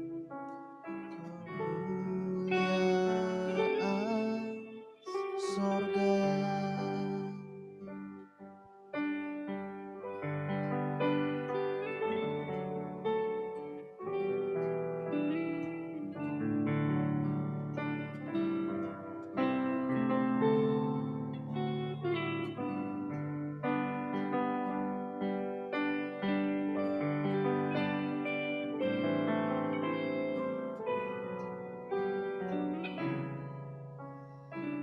Di dalam terang kasih Kristus,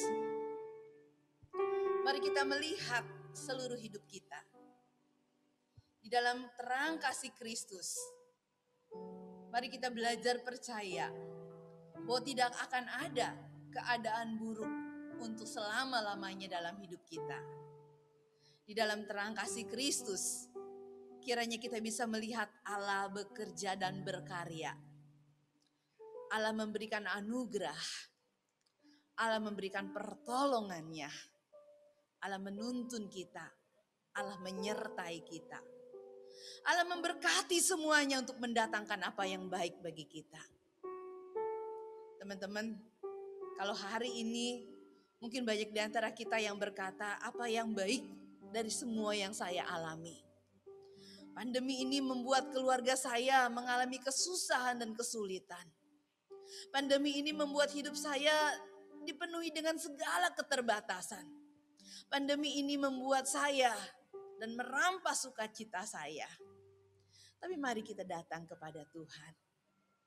Di dalam terang kasih Allah, biarlah kita boleh melihat banyak hal yang baik yang sedang Dia kerjakan dalam hidup kita. Karena segala keterbatasan kita, dan di dalam keterbatasan itu Allah bekerja. Berapa banyak orang yang hari ini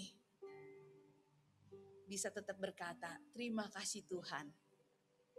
Karena lewat apa yang saya alami, Tuhan memberi saya kesempatan. Dulu saya begitu sibuk dengan diri saya, urusan saya. Tapi sekarang saya harus ada di rumah. Saya harus lebih banyak waktu untuk ketemu dengan papa mama saya. Dengan seisi rumah saya, dengan kakak ataupun adik saya. Saya mulai bisa melihat keadaan mereka, kehadiran mereka, dan artinya mereka bagi saya. Dulu saya tidak terlalu menghargai artinya kesempatan bisa datang bersekutu. Tapi sekarang saya tahu betapa rindunya saya untuk bisa kumpul kembali sama teman-teman saya. Dulu saya merasa begitu banyak kesempatan itu sehingga merasa tidak perlu diprioritaskan. Tapi sekarang saya belajar Betapa saya harus menghargai setiap kesempatan dan anugerah yang Tuhan berikan. Dulu saya suka menyia-nyiakan kesempatan untuk bisa sekolah dengan baik. Untuk bisa bertemu dengan guru dan teman-teman sekolah. Saya bermalas-malasan. Tapi lewat pandemi ini, ketika kita justru tidak bisa lagi datang ke sekolah, betapa kita sungguh rindu untuk bisa bertatap muka dengan guru-guru kita. Betapa kita rindu untuk bisa bertatap muka dengan teman-teman kita. Dulu banyak hal yang tidak kita hargai. Tapi hari ini kita tahu betapa berharganya semua itu. Teman-teman, mari kita nyatakan di hadapan Allah. Kesediaan kita untuk belajar, percaya pada pimpinannya Dia. Kesediaan kita untuk bisa mensyukuri dan menerima semua berkat yang dicurahkan dan belajar menghargainya dengan benar. Mari kita datang menghadap Allah. Teman-teman boleh berdoa secara pribadi di hadapan Tuhan. Teman-teman boleh katakan di hadapan Tuhan kegelapan yang saat ini masih melingkupi teman-teman. Dan biarlah minta terang Tuhan yang menyinari kehidupan teman-teman. Sehingga dengan terang itu, teman-teman bisa melihat pengharapan yang Allah siapkan bagi kita. Masa depan yang baik yang Allah sediakan bagi kita. Keyakinan bahwa ada masa depan yang baik itu karena ada Allah yang berjalan beserta kita. Dia Allah yang peduli sama kita. Dia mau datang ke dunia untuk mencari kita. Dia mau datang ke dunia untuk memimpin dan memberkati kita. Serahkan hidup teman-teman kepada Tuhan. Dan Dia yang akan menuntut. Kita nggak tahu, banyak hal yang kita nggak tahu. Ada banyak hal keputusan-keputusan yang salah yang bisa kita buat karena ketidaktahuan kita. Tapi biarlah hari ini kita katakan kepada Allah yang sudah datang ke dunia itu. Tuhan pegang tangan saya, Tuhan tuntun saya sehingga saya bisa melewati semua keadaan yang hari ini harus saya hadapi. Yakinkan saya, Engkau Sang Immanuel berjalan bersama-sama dengan saya. Singer akan kembali menyanyikan 1000 lilin nyalakan.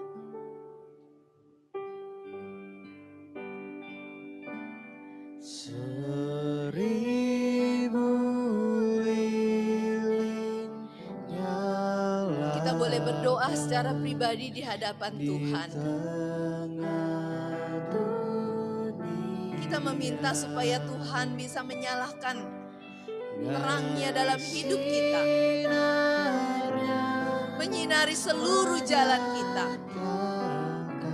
Membuat kita bisa melihat masa depan yang cerah bersama-sama dengan Tuhan. Membuat kita punya keyakinan bahwa kita tidak berjalan dalam kegelapan. Kita tidak berjalan sendirian. Tapi kita berjalan bersama dengan Tuhan yang mengasihi kita, yang bekerja dan berkarya dalam hidup kita.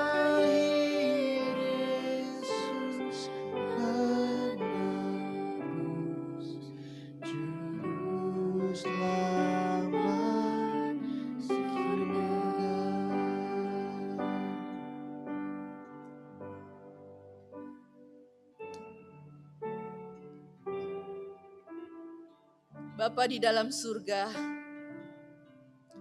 terima kasih karena kami tahu Tuhan Engkau yang sudah menciptakan dan menjadikan dunia ini. Engkau tidak meninggalkan ciptaanmu Tuhan. Engkau terus menopangnya. Engkau terus memimpin, menyertai dan menjaganya.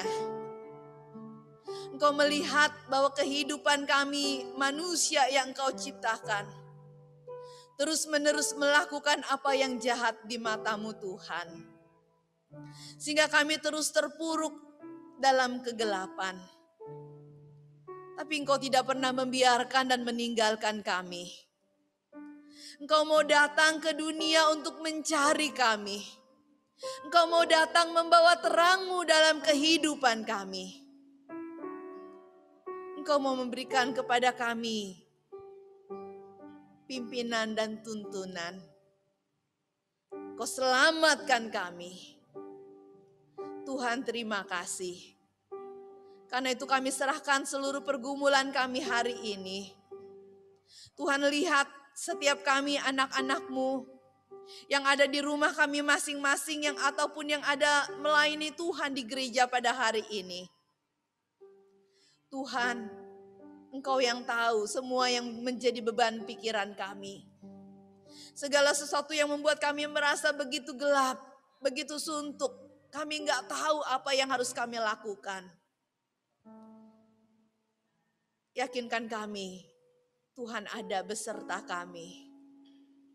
Yakinkan kami, Tuhan akan menuntun kami. Yakinkan kami, terang Tuhan akan bersinar di dalam kami. Sehingga jalan kami bisa terang. Dan kami bisa melihat pekerjaan-pekerjaan baik yang sedang Tuhan lakukan dalam hidup kami. Karena itu Tuhan, bimbinglah kami.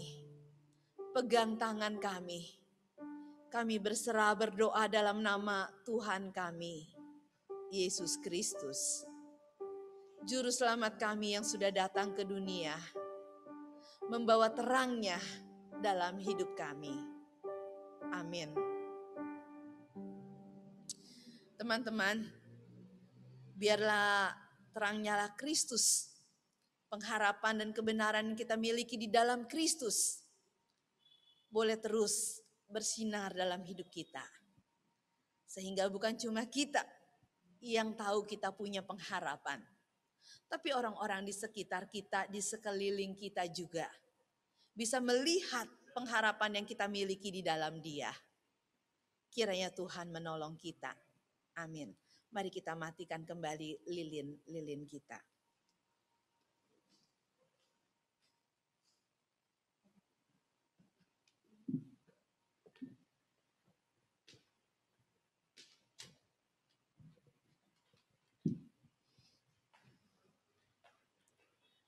Kita sudah melewati lika-liku tahun 2020, hingga kini kita bisa merayakan Natal bersama-sama. Dan sekarang harapan itu sudah tiba.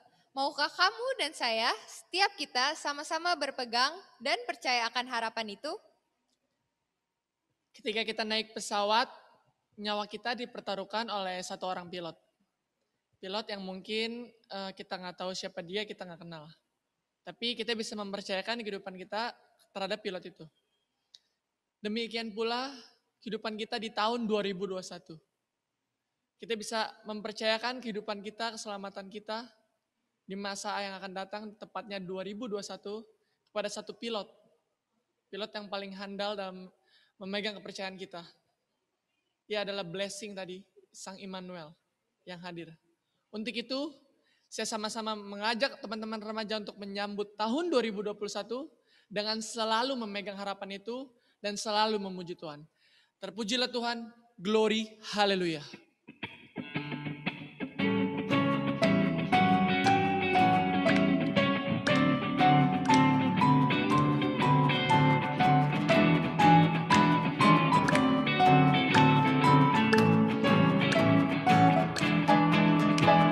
Mine eyes have seen the glory of the coming of the Lord. He is trampling out the vintage where the grapes are cornerstone. He has loosed the faithful lightning of his terror as his throne. He is true, he is marching on. Glory, haleluya. Glory, glory, hallelujah. Glory, glory, hallelujah. Glory, glory, hallelujah. He is true, he is marching on. In the beauty of the lilies.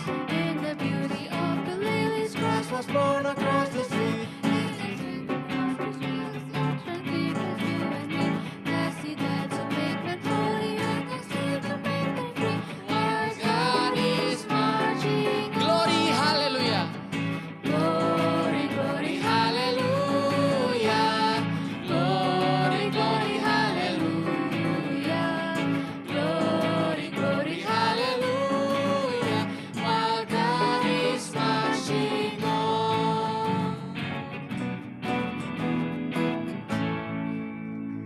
kepada Ko Jeffrey dipersilakan untuk doa berkat dan doa pengutusan. Oke teman-teman, kita akan kembali ke dalam kehidupan kita masing-masing.